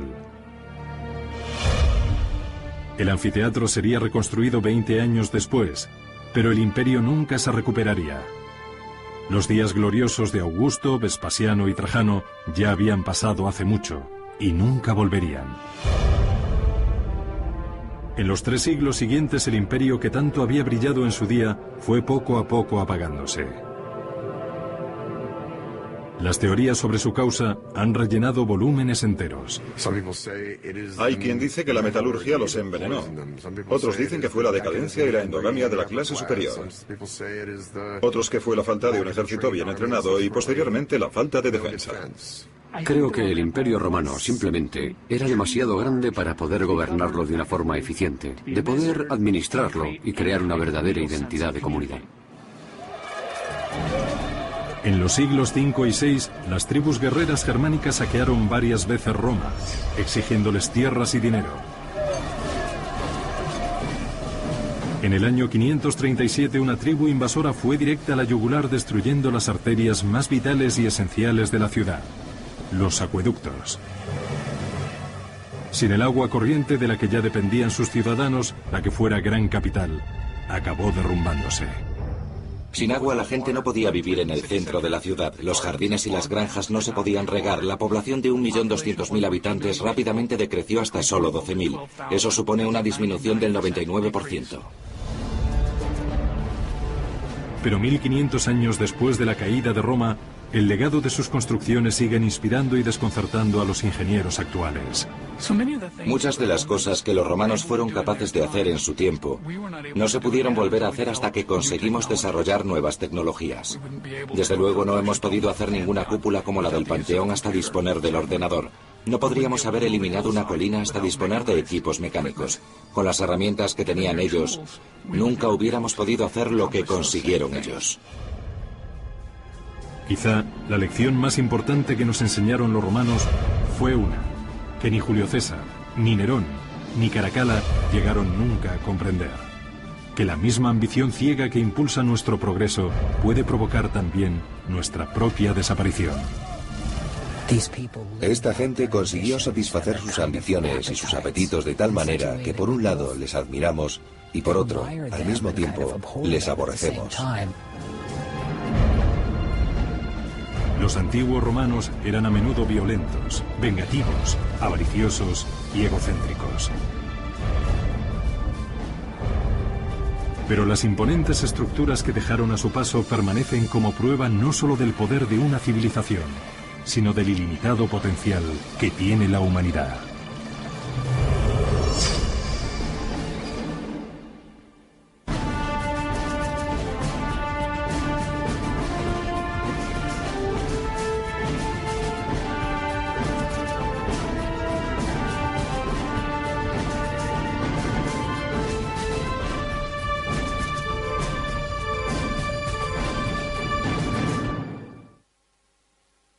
Por el norte a través de la Galia, una provincia romana que englobaba las actuales Francia, Bélgica y Suiza.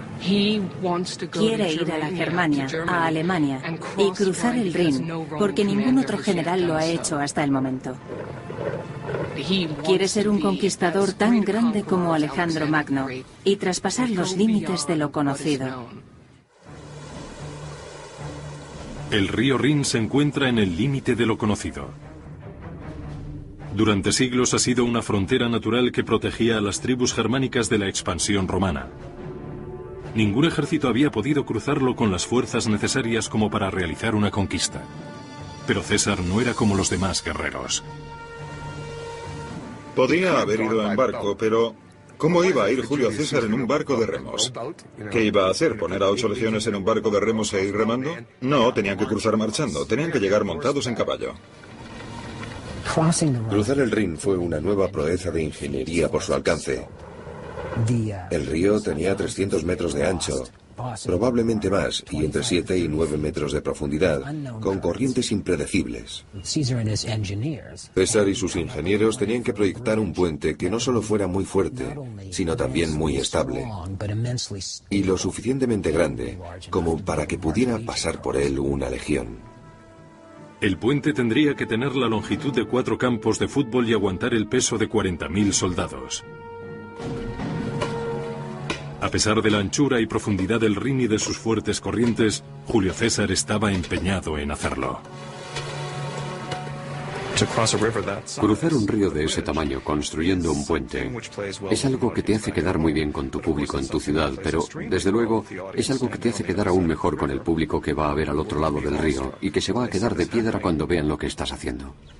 Con la velocidad y eficiencia de una máquina bien engrasada, los soldados de César van transformando metódicamente la madera de la zona en un puente.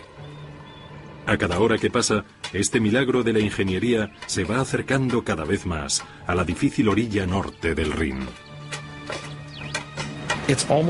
Es casi como si ahora tuviera que bajar una nave espacial del tamaño de, digamos, la mitad de Manhattan, y fuera capaz de levantar edificios en el aire con alguna especie de dispositivo magnético. Sería algo que nos dejaría pasmados. No lo podríamos asimilar. Los cimientos del puente se construirían con una serie de pilares de madera clavados en el lecho del río. Cada pilar tenía medio... El puente de César fue una de las primeras señales de su gran ambición. Una década después, esa ambición le impulsaría hasta una posición de poder sin precedentes, aunque también sería la causa de su perdición.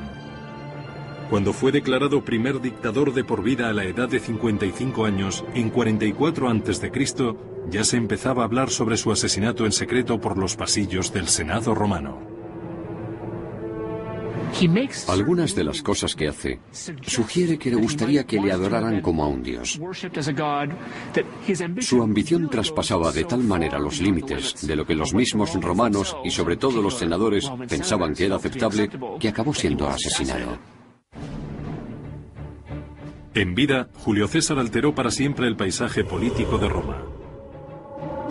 En su muerte encarnaría tanto el potencial como el peligro que encierra el poder absoluto. Cuando asesinaron a César, no había ninguna garantía de nada, excepto de que Roma podía acabar deshaciéndose completamente. El reinado de César fue un punto de inflexión en la historia política de Roma.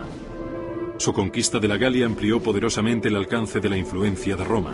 Su consolidación del poder marcó la muerte de la República Romana dirigida por senadores y cónsules elegidos democráticamente, y el nacimiento de un imperio en el que emperadores tiránicos podrían gobernar con absoluta autoridad. Algunos usarían su poder para construir asombrosas maravillas arquitectónicas. La vanidad, los excesos y la ignorancia de otros llevarían al imperio al borde de la destrucción. A pesar de todo, Roma se convertiría en la civilización más poderosa y tecnológicamente avanzada que haya visto el mundo.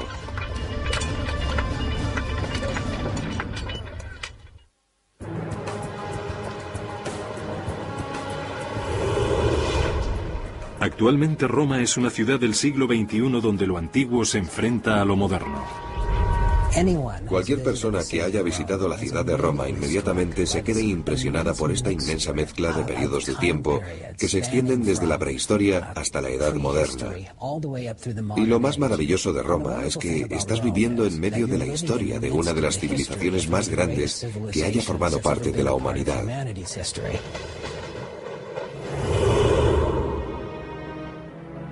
La leyenda romana dice que la ciudad fue fundada en el año 753 a.C. por Rómulo y Remo, dos hermanos que fueron abandonados de niños y criados por una loba. Los dos hermanos se propusieron construir su propia ciudad a orillas del río Tíber, pero su falta de acuerdo sobre quién la gobernaría acabaría en tragedia. Remo fue asesinado por Rómulo, de cuyo nombre proviene el de Roma. No sería la última vez en que llegaría un nuevo gobernador al poder derramando sangre. La verdad es que la guerra civil fue algo muy característico en el desarrollo del Estado romano. La historia y la tradición de Rómulo y Remo tiene su repercusión y se repite a lo largo de la historia de Roma. En un principio, Roma era uno de los innumerables pequeños reinos que buscaban el poder en Italia central. Pero a diferencia de muchos de sus vecinos que recelaban de forasteros, Roma era un refugio seguro para los extranjeros ambiciosos. Rómulo dijo: dado el hecho de que no tenemos nada de población, crearé un asilo. Crearé una zona libre para cualquiera, esclavos huidos, bandidos, piratas, quien sea, que vengan y participen en esta gran idea que es Roma. Esa fue una actitud muy especial. Por lo tanto, desde el principio, parece que los romanos eran muy abiertos.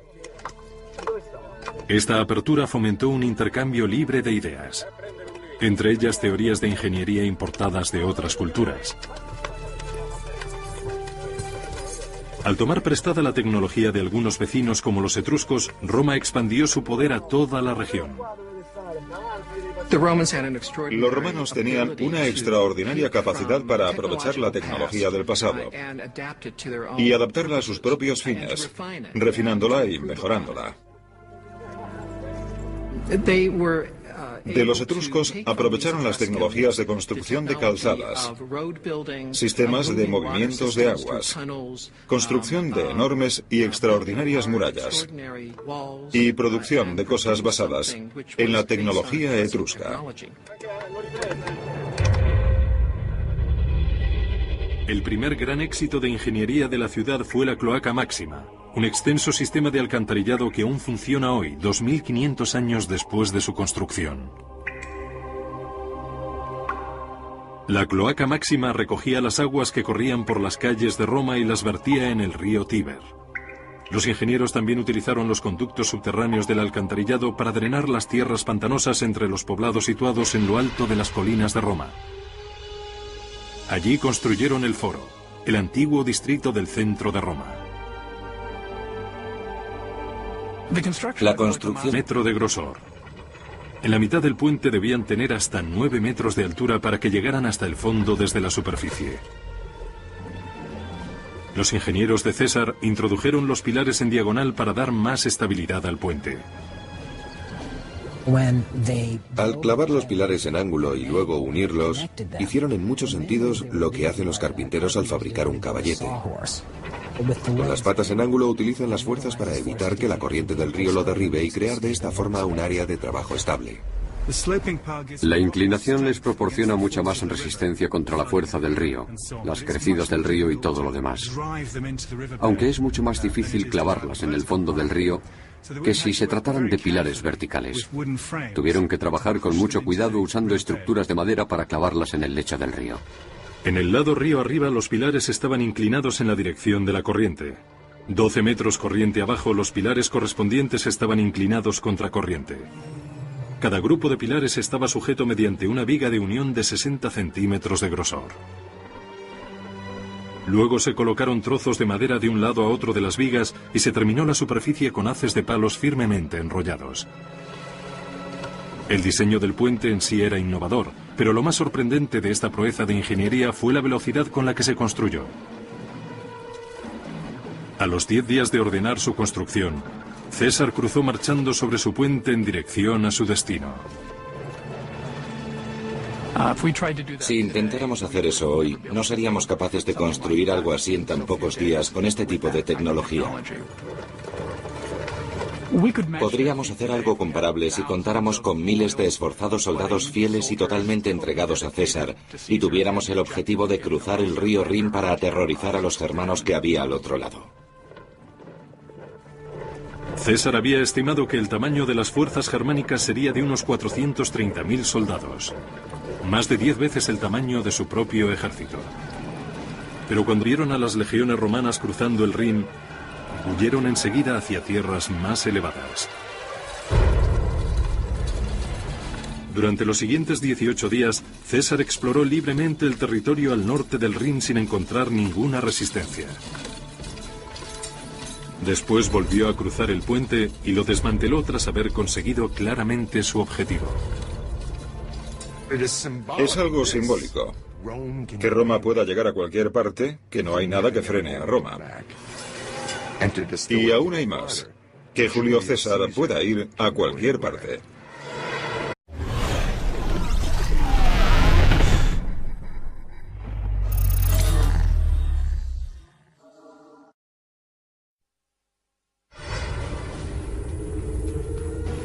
Ambición, conquista, lujuria, asesinato y el poder de una tecnología incomparable.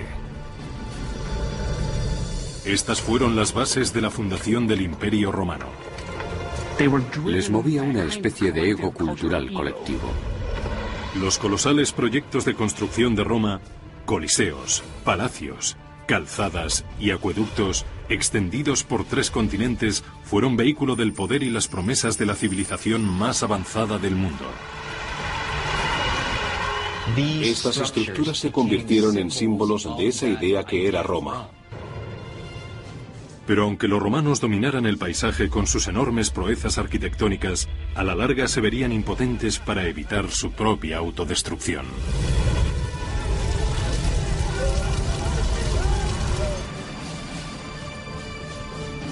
Roma, la construcción de un imperio. Primera parte. 15 de marzo del año 44 a.C. El hombre más poderoso del mundo yace sin vida en el suelo del Senado romano. Como general prácticamente había doblado el tamaño del Imperio Romano. Como político maquinó un asombroso ascenso al poder. Pero ahora este guerrero marcado por la batalla ha sido asesinado en Roma y a manos de romanos. Su nombre era Cayo Julio César. El ascenso de César al poder se gestó por su deseo de conseguir el puesto más alto dentro del Estado romano. Parecía querer acaparar demasiado poder para sí mismo. No lo compartía con los demás, y esto fue lo que le llevó a ser asesinado.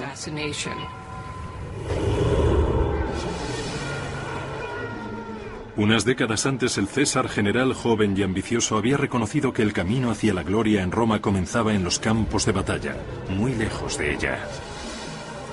Su afán por la conquista militar daría lugar a la construcción de una de las proezas de ingeniería más intimidantes de Roma.